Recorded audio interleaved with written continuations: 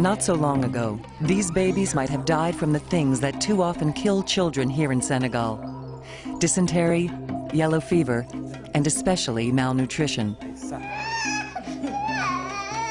Malnutrition is a pandemic problem in West Africa.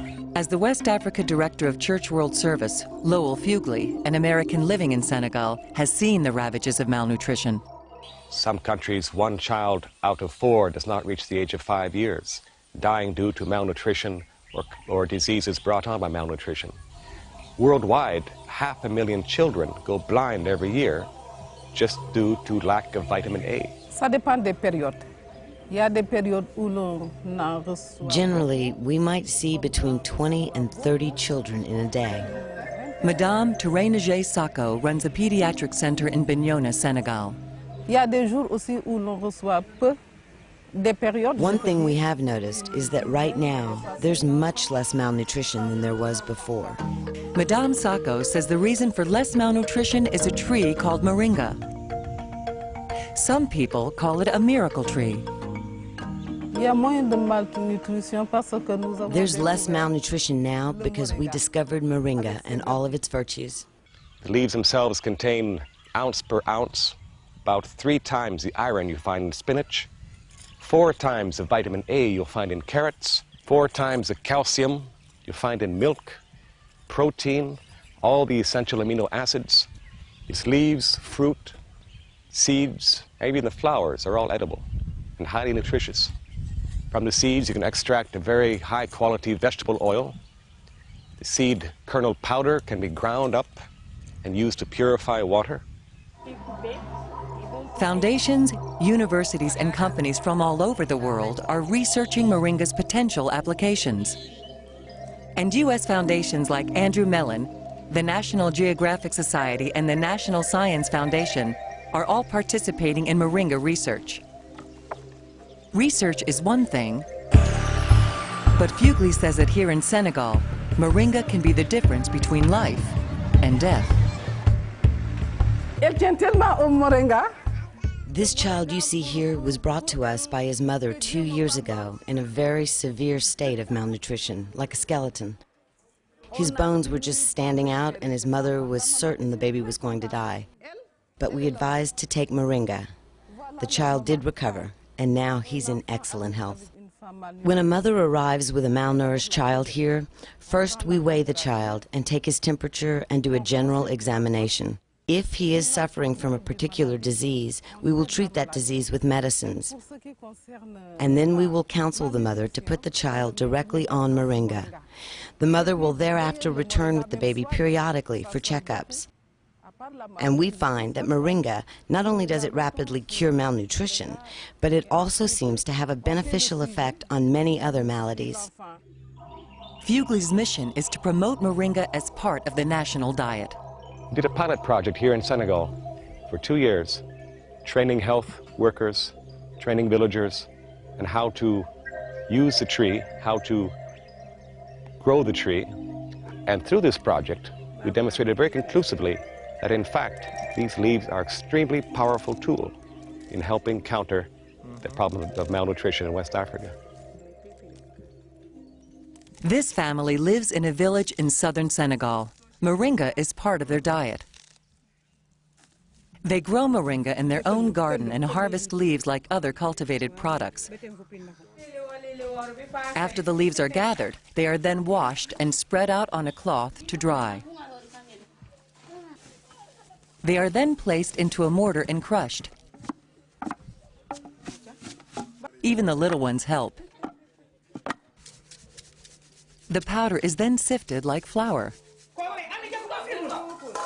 Now it's ready to use.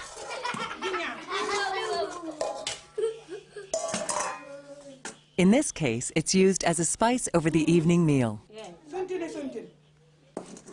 This is Moringa stenopetala. This is only known, as far as I know, from 5 areas around Lake Turkana in northern Kenya and southwestern Ethiopia. Evolutionary botanist Mark Olson is a Washington University doctoral candidate who has traveled the world collecting 13 different species of Moringa. Every place I've been, in the tropics, where they grow in the wild. Local people use them. This is everywhere from Madagascar to Namibia to the Kenya, Ethiopia, Somalia area. The plant's makeup also contributes to its ability to thrive in some of the most arid areas of the world. So if we go ahead and break off one of these roots, we can see how full of water it is. That's what helps the seedlings get through dry periods and survive to adulthood. The tree is not just full of water, it can also purify water, which can be a lifesaver. Because a third to a quarter of the people on Earth, and it's about half of the people in the tropics, don't have dependable access to clean water to drink. To help remedy this access problem, the University of Leicester, England is researching the coagulating properties of moringa seeds. They believe the seeds purify water better and less expensively than traditional methods. There's even been an entire full-scale running of a water purification facility in Tiolo, Malawi, just using moringa seeds. Ground into powder form, just 3 tablespoons of moringa leaf powder can provide 3 times the vitamin A a child needs, virtually all of his iron and calcium needs, and all of the essential amino acids. These days, health workers, instead of using imported products to treat malnutrition, are using these leaves. It's accessible and indigenous. Fugly says one of the disadvantages of other forms of aid to combat malnutrition is that once the aid runs out, the people starve. Not so with moringa. Through moringa, we felt that this was a possible, local, low-cost, accessible solution, which even after the training program in how to use it came to an end, the people could carry on by themselves.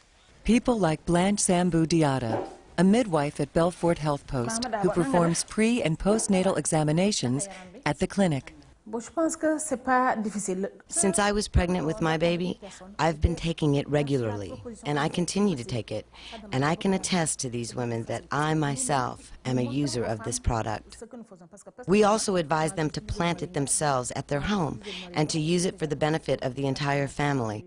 So after a while, people are growing their own trees at their household and adding the leaves on a daily basis, and the entire family can benefit.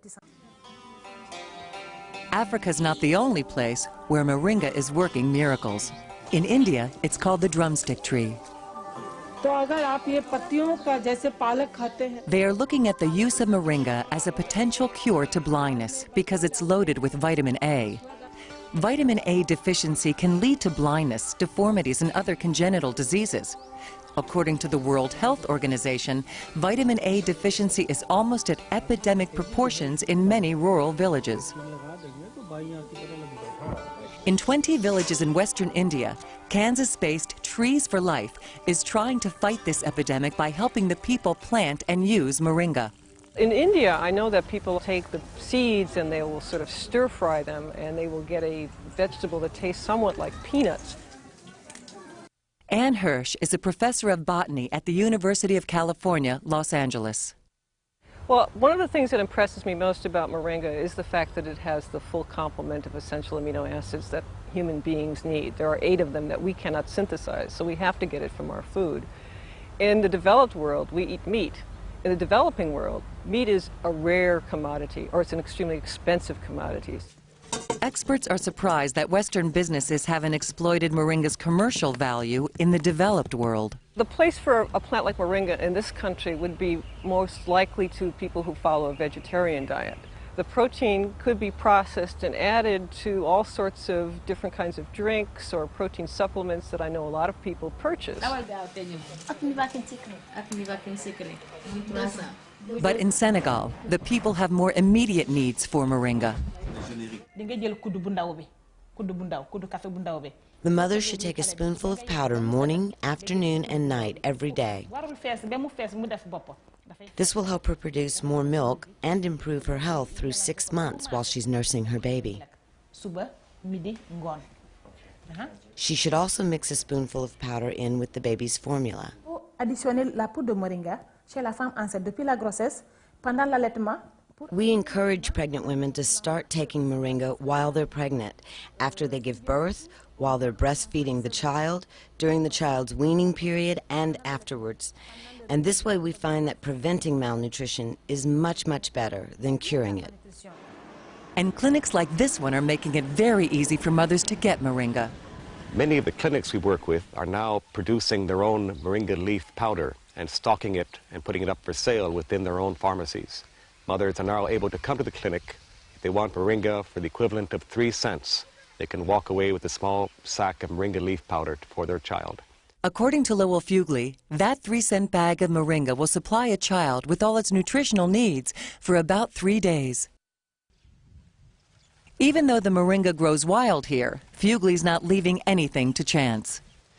This particular moringa plantation was installed near the village of Kubalan in southern Senegal. We did this in collaboration with the women of the village. The women helped us plant the trees. We helped them put in wells and irrigation system for the gardening project. Fugely has even set up a moringa processing plant to help larger numbers of people. You can seed moringa in prepared beds every 10 centimeters or 3 inches. It's 100 plants per square meter. And once these plants reach a height of 3 feet, a meter or less, you can cut them back to about 10 centimeters off the ground, harvesting the green matter, drying it, and then pounding it into leaf powder for use in your clinics or households.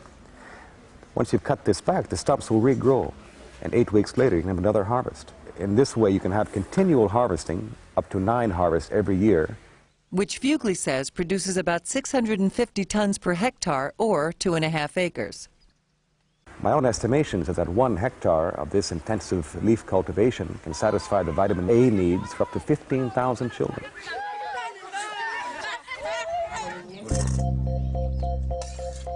The goal is to make sure that this family and hundreds of thousands of others have a future. The idea to find a food, a perfect plant, that can satisfy people's hunger and give them all the protein nutrients that they need is of great importance. If I had set out to design a tree which would be of maximum benefit to mankind, I'd be hard put to do better than the Moringa llifera tree.